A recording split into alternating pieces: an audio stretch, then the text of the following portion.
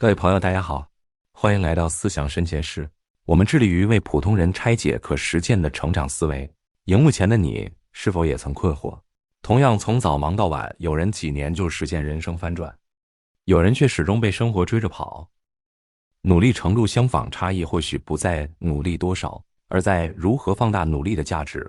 答案藏在阿基米德的名言里：给我一个支点，我能撬动地球。这句话我们国中都背过，但很少人想过，它根本是为小人物量身定做的生存法则。对早餐店老板来说，支点是2名工读生；对小资族阿凯来说，支点是每月1万的 ETF 定投；对爽写卡片设计师小夏来说，支点是手机拍的卡片设计短片。杠杆不是企业家的专利，它就像捷运站的手扶梯，别人还在爬楼梯时，你踩着它就能省1半力气。今天我就用3个普通人的故事，把杠杆思维讲到，你看完就能动手做。不管你是上班族、小老板还是文创爱好者，都能找到属于自己的省力支点。说到杠杆，国中物理老师都教过，一根硬棒加一个支点就能用小力气撬动重物。这和我们生活中的杠杆逻辑一模一样，用你手头有限的东西去接别人的资源，创造超过自己单打独斗的成果。比如你下班不想煮饭，用手机叫外送，是借餐厅的厨艺和外送员的时间，省出自己的休息时间，这是时间杠杆。青年农夫申请地方的青年从农补助，买进自动灌溉设备，是借政策资源放大种植产能，这是资源杠杆。但很多人对杠杆有个超级大误解，以为是空手套白狼或者投机赚快钱。真正的杠杆是早餐店老板阿美做的事。他以前一个人从凌晨3点忙到中午12点，煮汤煎蛋打包，都是一手包办，一个月赚8万，却累到腰酸背痛，连女儿的家长会都没时间参加。后来他咬咬牙，请了2名工读生，一个负责点餐打包，一个负责洗菜备料，自己只专注在招牌汤品的汤底研发和老顾客维护。一开始他超紧张，怕工读生手脚慢，汤底味道不对，每天提前1小时到店教学，还写了一本早餐店 SOP 手册，连卤蛋要煮8分钟，汤要加3勺盐都写得清清楚楚。3个月后，工读生完全上手，阿美的门市营业额从每月8万涨到18万。他不仅能准时下班接女儿放学，还有空研究新产品干贝烧麦。现在这款烧麦成了网红爆款，订单排到了1个礼拜后。这才是杠杆的真正意义，不是偷懒，是把力气花在最有价值的地方，让别人的长处补你的短板。第一种，劳动力杠杆，让别人帮你放大产能。这是最基础也最容易起步的类型。服装工作室主理人林姐的故事，很多小老板都能找到共鸣。她做服装的手艺精湛，针脚细致，版型合身，在当地小商圈里小有名气。但5年前，她每天从清晨7点忙到深夜11点，一边踩裁缝机一边接电话订单，一天最多做5件成品，扣除布料成本，1个月赚不到多少。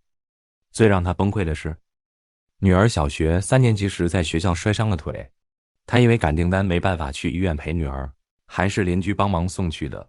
那天晚上她在裁缝机前哭了，觉得自己赚的钱连陪孩子的时间都买不回来。后来她去参加了地方劳工局办的小微企业管理课程，老师说的一句话点醒了她：你的手艺值钱，但你的时间更值钱。回来后她纠结了1个礼拜，一方面怕雇人增加成本，一方面怕学徒做坏她的招牌。最后他决定试水温，在社群平台发了招聘启事，找2名服装设计系的实习生，负责车缝、袖口、钉扣、熨烫这些基础工序。一开始真的状况百出，有个实习生把纽扣钉歪了，客户气得要退订；还有个实习生熨烫时把布料烧坏了，损失了5000元的布料成本。林姐当时差点就想放弃，但想到女儿期待她参加家长会的眼神，她咬咬牙调整方法。他花了1个周末把自己做衣服的步骤拍成视频，从裁布时要留3公分缝份，到车线要间隔0.5公分，每个细节都讲清楚。每天下班后，他花1小时带着实习生练习，还设定了品质奖金，只要1个月没出错，每人多发额外奖金。3个月后，实习生完全掌握了技巧，林姐的产能直接翻了4倍，一天能做20件成品。更重要的是，她终于腾出时间做高价值的事。他开始拜访当地的中小企业，推荐企业团体服装定制业务，还把自己的作品拍成照片上传到社交平台，标注客制服装，吸引了不少年轻人来定做婚礼服装。现在他的月营收稳定在30万以上。去年买了一间小套房出租，女儿的每次家长会他都准时参加。他说以前以为努力就是拼命做，现在才知道聪明的接力才能赚到钱又顾到家。劳动力杠杆的核心就是辨别你的核心价值。林姐的核心是服装设计与版型，而车缝订扣是可替代的重复工作。如果你是会计，别浪费时间录入单据，请助理做基础整理。如果你是美发师，别自己洗头烫发全包，请学徒分担助理工作，自己专注剪发和造型设计。记住，劳动力杠杆不是当老板，而是做自己最值钱的事。第二种资本杠杆，让钱替你工作。这对小资族尤其友好。职场人阿凯的经历很有参考性。他毕业后月薪3万，扣掉生活费，每月能存1万。身边很多朋友把钱存定存，年利率不到2%，但他选择了科技业 ETF 做定期定额。一开始他也很忐忑，怕遇到市场波动亏钱，所以只敢用闲钱投资，也就是即使亏光也不影响生活的钱。前2年市场波动时，他的基金账面也曾浮亏10%，身边有人劝他赎回，但他研究过这支 ETF 包含的都是行业顶尖企业，长期发展有支撑，所以坚持了下来。就这样定投了5年，他的本金60万滚到了95万。这笔钱足够支付一间小套房的自备款。资本杠杆的魔力就在于复利效应，就像小吃摊，第一天卖100万，第二天卖110万，看似每天增长不多，长期下来就能翻好几倍。但资本杠杆的前提是风险可控，千万别借钱加杠杆投机。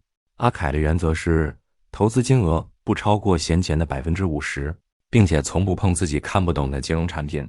对普通人来说，最安全的资本杠杆就是用闲钱做长期投资，比如指数基金、定投、低风险理财产品，靠时间和复利慢慢积累财富，而不是追求短期爆发。第三种，零边际成本杠杆，一次创作无限获利。年轻人几乎零门槛可起步，手写卡片设计师小夏就是典型。他以克制祝福语加干燥花装饰卡片在市集摆摊，一张卖250元，每天顶多做15张，扣除成本月收数字惨淡，淡季连租金都吃紧。毕业季时，他拍了支5分钟学毕业祝福卡短片，分享毛笔字技巧与干燥花保养诀窍，无偿公开配色表。这支朴实影片被首作社群转载，3天播放量破10万，粉丝纷纷求教程。小夏随即推出手写温度、卡片设计入门电子教程，199元的课程首月卖出3000份，收入超过从前摆摊所得。后来他与文创品牌联名推出卡片材料包，在 Pinkoi、成品等通路热销，让单一定制手艺变成可量产的商品。这种杠杆的关键有2：一是价值精准，小夏的内容不仅教设计，更解决手残怕失败的痛点。2是情感加分，他分享摆摊故事，累积忠实粉丝，半年就有上万追踪。类似的还有多肉玩家阿杰，靠迷你多肉组盆教学短片吸粉，后续推出课程与材料包，每月材料包销量超1500套，可见零边际成本杠杆的核心就是把技能变成可重复传播的内容，让一次付出换来无限收益。说白了，杠杆就是让你站在巨人的肩膀上，站在工具的肩膀上，站在资源的肩膀上，站在别人经验的肩膀上。科技公司的工程师阿哲用程式脚本把3小时的数据工作缩短到10分钟，这是效率杠杆。烘焙师把招牌配方做成线上课程，销售到各地，这是规模杠杆。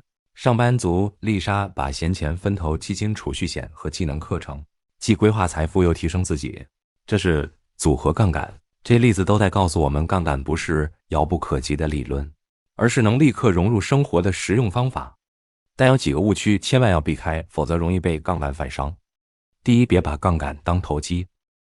有位25岁的年轻人听信网络老师建议，用信用卡现金预借和民间贷款凑钱加杠杆炒股，结果遇到市场大跌，不仅亏光本金，还背上30万债务。这根本不是杠杆思维，是拿人生做赌注。真正的杠杆是像阿凯那样，用闲钱定投，基于理性判断放大收益。第二，别依赖单一杠杆。有位餐饮老板疫情前靠实体门市每月能赚20万，从没想过做外送和线上销售。疫情爆发后，门市停业，1个月亏了50。